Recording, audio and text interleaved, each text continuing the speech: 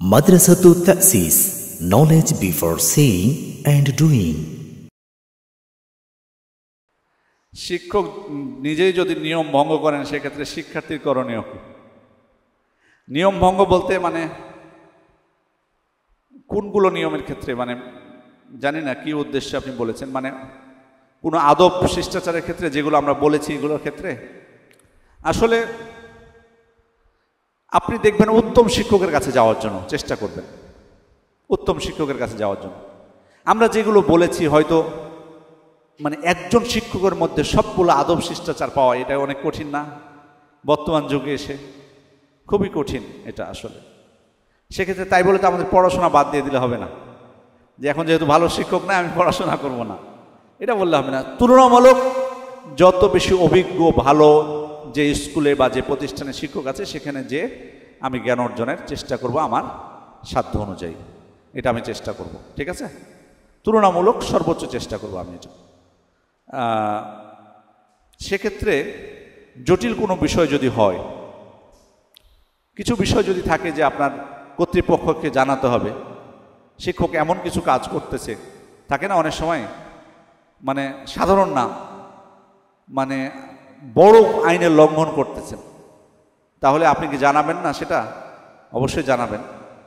কারণ যদি দেখতে পান যে ক্ষতিটা সবার হচ্ছে, আপনার ব্যক্তিগত স্বার্থবিরোধী না, সবার স্বার্থবিরোধী হচ্ছে, তখন অবশ্যই তাকে সংশোধনের চেষ্টা করতে হবে প্রয়োজনে কর্তৃপক্ষের মাধ্যমে। তবে তাকে হেস্তনেস্ত করা বা অপমান করা এটা কিন্তু ঠিক না। এই যে কিছুদিন আগে একটা জিনিস আমি খেয়াল করেছি,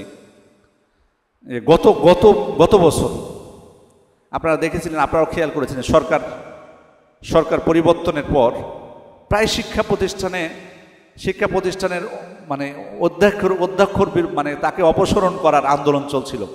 খেয়াল করেছিলেন এটা? আপনাদের চিটাগাং হয়েছে, প্রায় ম্যাক্সিমাম ইয়াতে হচ্ছিল এই জিনিসটা।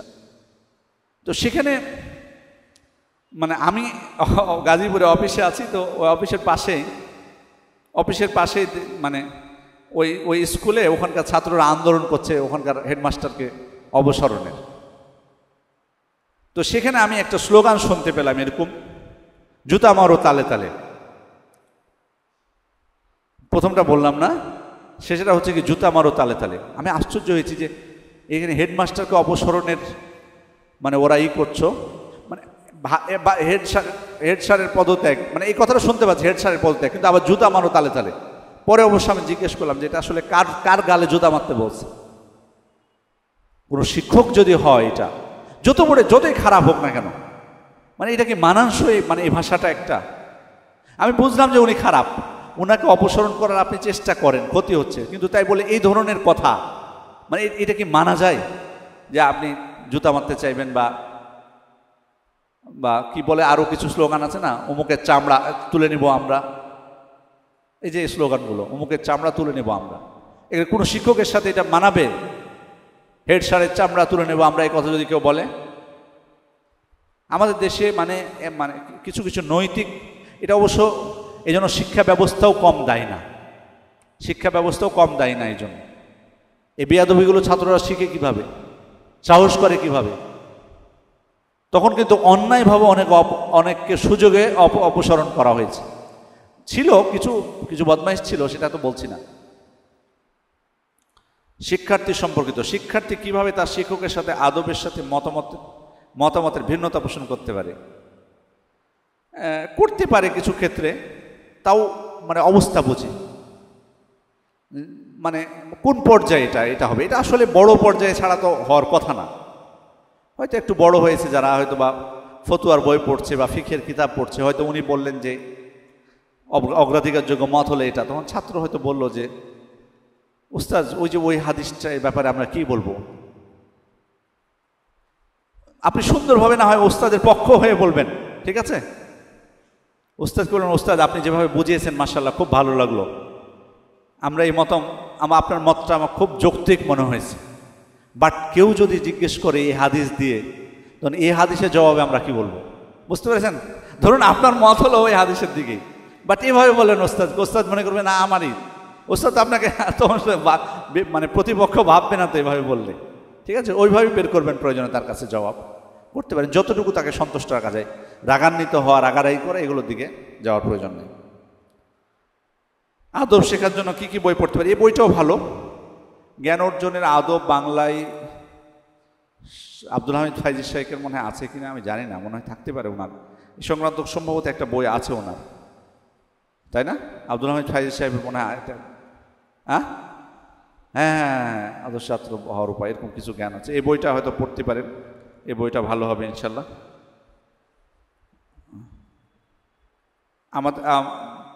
আমার একটা ইয়া আছে, তয়বা একাডেমির কোর্সে একটা কোর্স আছে জ্ঞান অর্জনের আদব। তো ওখানে অবশ্য ওই কোর্সটা করলে ওই নোটটা পাওয়া যাবে। কোর্স যারা করে তাদেরকে ওই নোটটা দেওয়া হয়, এমনিতেই মানে ওটা আমার কাছে নাই, ওটা তয়বা একাডেমির ওদেরই ইয়া, মানে ওদের জন্য সংরক্ষিত ওটা, ওই জন্য বাইরে এটা ইয়া করি না। ওরা ভবিষ্যতে ওনারা বলেছিলেন যে আমরা হয়তো ছাপাবো আমাদের পক্ষ থেকে, যদি প্রিন্ট করি তাহলে।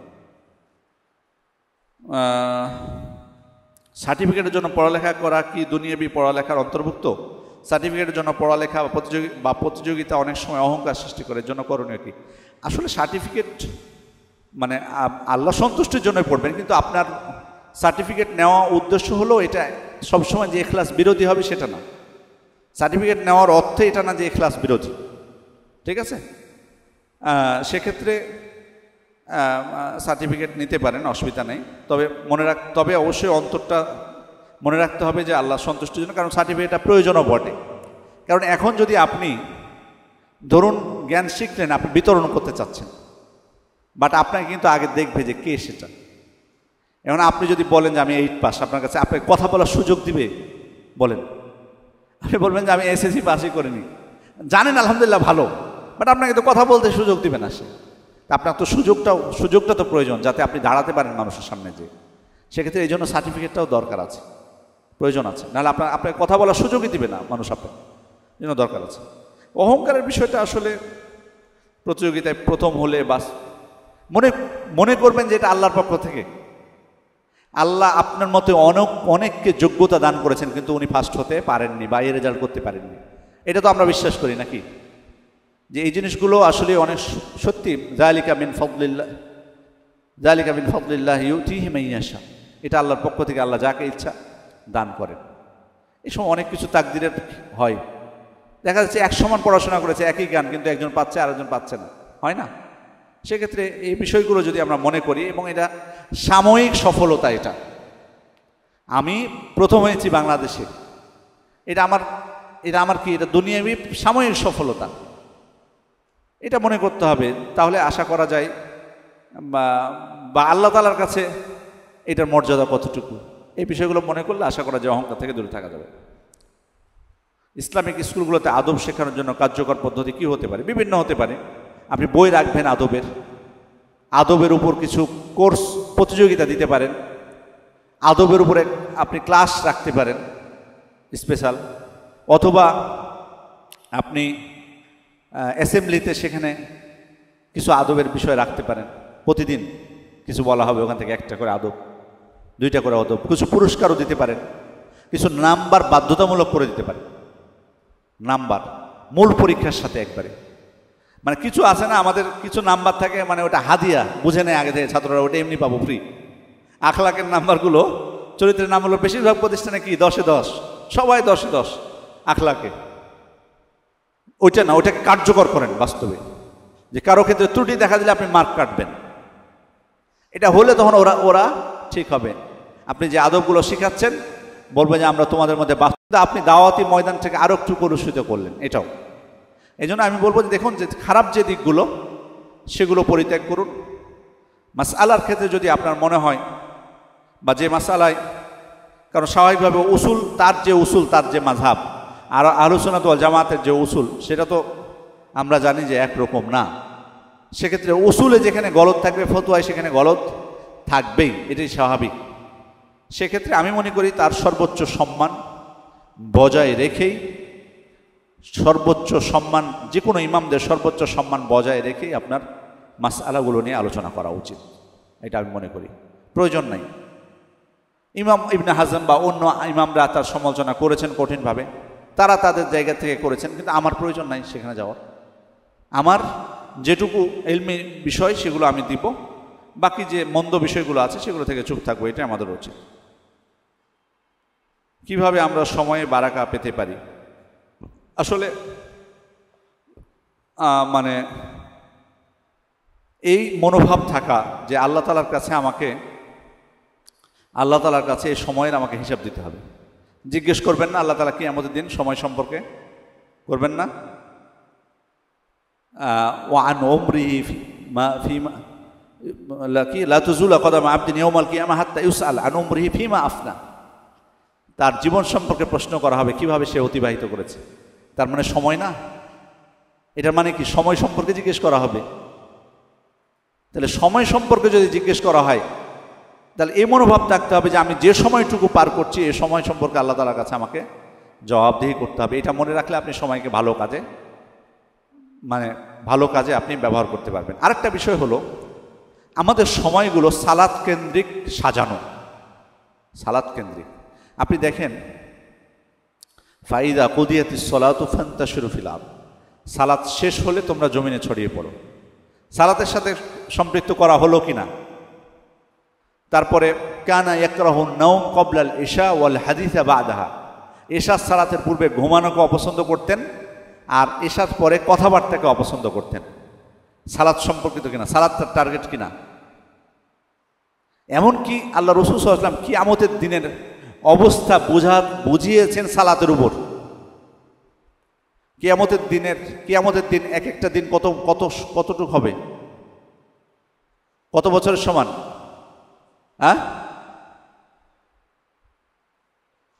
50,000 বছরের সমান এক একটা দিন।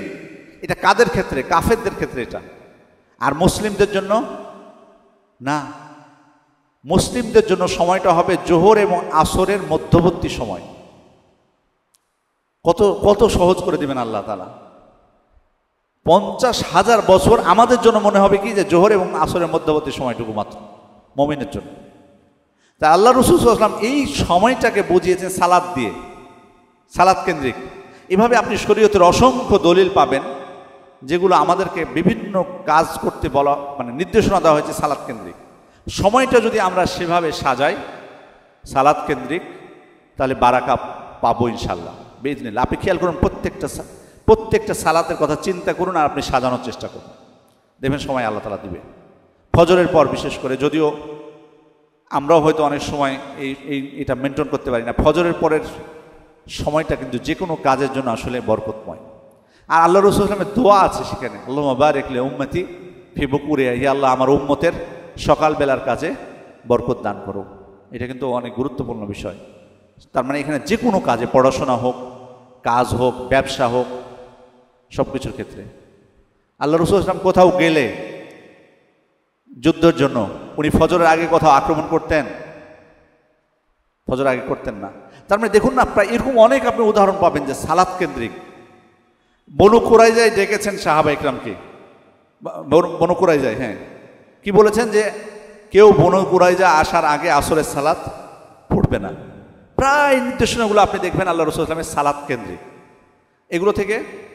এগুলো থেকে বোঝা যায় যে সালাতটাকে সম্পৃক্ত যদি করতে পারি, 5 ওয়াক্ত সালাতটাকে, আপনি দেখবেন যে অনেক বরকত সময়ের মধ্যে পাচ্ছেন। দ্বিতীয়ত আল্লাহ রাসূল সাল্লাল্লাহু আলাইহি ওয়াসাল্লামের নির্দেশনাগুলো যেগুলো, যে অসুস্থতার পূর্বে সুস্থতাকে কাজে লাগাও, ব্যস্ততার পূর্বে তোমার অবসরকে কাজে লাগাও, এগুলো সময়কে কাজে লাগানোর অন্যতম মাধ্যম। আরেকটা বিষয়, আসলে সময় ভালো কাজে নিজেকে যুক্ত করে রাখা। সব সময় আপনি কোনো সময়টা আপনার মাঝে মধ্যে, ওইটা আলাদা বিষয়, বেশিরভাগ ক্ষেত্রে কোনো বড় কোনো টাইমকে আপনার অবসরের মধ্যে রাখবেন। বুঝতে পেরেছেন ব্যাপারটা? যেমন অনেকে চাকরিজীবী আছেন, আসরের সময় আসে স্কুল থেকে, অনেক শিক্ষককে আমি দেখেছি ওনার আসর থেকে এসা পর্যন্ত কোনো কাজই নাই। এরকম যদি হয় তাহলে আপনি দেখবেন অনর্থক অনেক কিছু আপনার দ্বারা হচ্ছে। আপনি ওই সময়টা বুক করে ফেলেন কিছু কাজে, বই পড়বেন অথবা একটা ব্যবসায় হালকা কিছু করেন না, কর্ম কিছু রাখেন না, আপনি কিছু শাকসবজি কিছু লাগান, আপনার যদি জায়গা থাকে, ব্যস্ত করে রাখেন নিজেকে। কারণ কি? কারণ আপনি, বাস্তব কথা এটা আমি বলতেছি, অথবা দাওয়াতি কাজ করুন, আপনি যেটাই হোক না কেন, ভালো কাজে যদি আপনি নিজেকে বৈধ কাজে ব্যস্ত না রাখেন, আপনার অনর্থক বিষয়, তখন মোবাইল টিপবেন। মোবাইলে তো আপনি সবসময় ভালো কিছু দেখবেন, এটা ওটা দেখতে দেখতে টিকটক তো আছেই আপনাকে মানে অন্ধ করে দেওয়ার জন্য, যথেষ্ট এটাই। এই জন্য অবসর টাইম এটা মানুষের কিন্তু খুব ক্ষতি করে। তখন কিন্তু আপনি আজে বাজে দেখতে, খেলা দেখতে শুরু করবেন, এটা করবেন, এটার খবর নেবেন, ওই খবর নেবেন। নিজেকে ব্যস্ত করে রাখুন, পরিবারের সাথে সময় দিন। জি, আর কোনো প্রশ্ন আছে?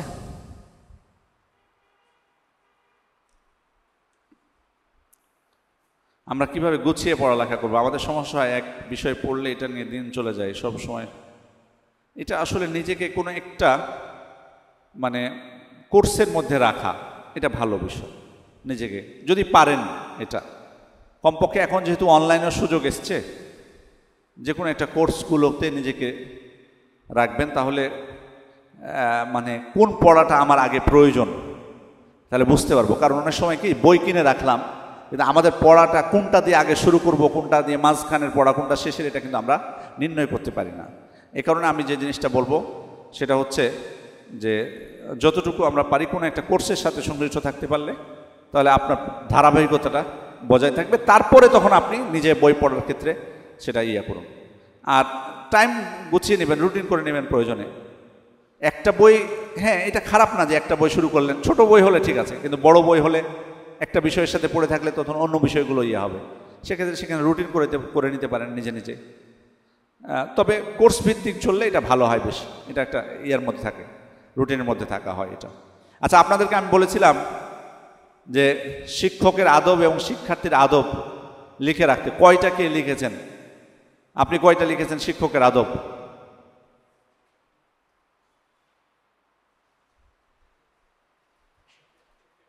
হ্যাঁ, 61টা লিখেছেন, মাশাআল্লাহ।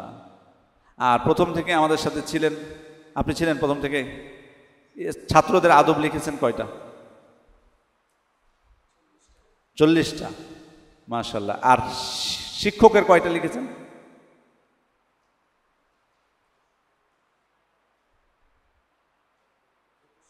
21। আচ্ছা, আপনি শিক্ষার্থীর কয়টা লিখেছেন?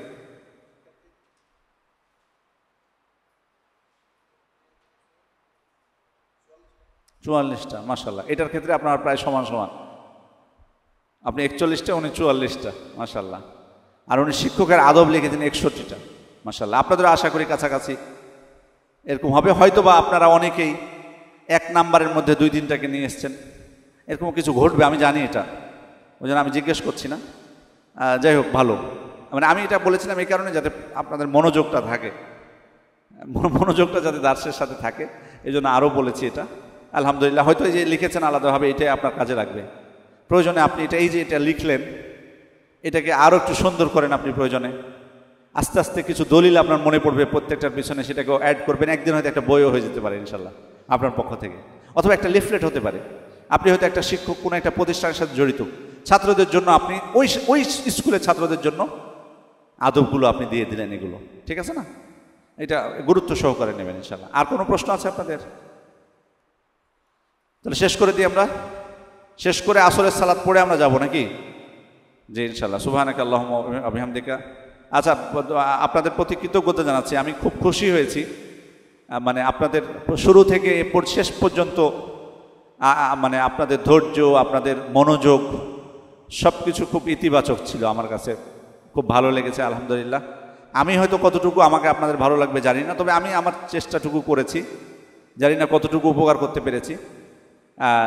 তবে অবশ্যই যদি মানে ভালো কিছু উপকার করে থাকি, আল্লাহ যেন আমাকে প্রতিদান দেন। আর যতটুকু দুর্বলতা বা ভুল যদি থাকে, আল্লাহ যেন আমাকে সংশোধন হওয়ার তৌফিক দান করেন। আর আপনাদের মাশাআল্লাহ, আমি আশাবাদী অনেক, মানে আমি আসলে সত্যি অনেক জায়গায় গেছি, হ্যাঁ আপনাদের পেয়েছি অনেক জায়গায় মাশাআল্লাহ, মনোযোগ আছে বা যথেষ্ট। কিন্তু কিছু কিছু মসজিদে যেমন যায়, 2-1টা মসজিদে আমি গেছি যে মানে আমার নিজেরই লজ্জা লাগে যে আমি আসলে আমার খুতবা মনে হয় ভালো না, এই জন্য মানে ঘুমাই, দেখা যাচ্ছে কোনো, মানে আপনি যদি মুসল্লি যদি ঘুমায় তাহলে আপনার কিন্তু ভালো লাগবে না কথা বলতে, ঠিক না? আবার অনেক মসজিদ আমি দেখেছি, বহু মসজিদ দেখেছি, সবাই অ্যালার্ট মাশাআল্লাহ, একজনকে ঘুমাতে দেখি না। তো আপনাদের মাশাআল্লাহ আজকে কেউ ঘুমাতে আমি দেখিনি আপনাদেরকে, আর মনোযোগটা যথেষ্ট, এবং এত গরমের মধ্যে আলহামদুলিল্লাহ আপনারা সকাল থেকে বসে আছেন। আল্লাহ যেন কবুল করে নেন, এবং ভবিষ্যতে যাতে এই যে আগ্রহটা, আসলে সংখ্যাটা আমি আমি আমি ভাবছিলাম, আমাকে নাবিল ভাই যখন বলছিলাম মনে করছিলাম যে আরও মনে হয় কম হবে মনে কথা, কিন্তু আমি যথেষ্ট, মানে আসলে ভালো কাজে তো আপনি মানুষ পাবেন না। একটা মাহফিলের ডাক দেন এখানে, তখন আপনি দেখেন বহু মানুষ পাবেন এখানে, বুঝতে পেরেছেন? কিন্তু ইলমি দার্সে মানুষ পাওয়া যায় না, এটা আমরা জানি, সংখ্যা কম হয়। তবু আপনারা, আল্লাহ তাআলা আপনাদেরকে আগ্রহ দিয়েছেন, আল্লাহ যেন কবুল করেন। আমরা যাতে শিখতে পারি সবাই একসাথে শিখতে পারি, সবারই শেখা জরুরি। কখনোই যেন মনে না হয় আমাদের যে আমি একটা পর্যায়ে চলে গেছি, না, কখনোই না।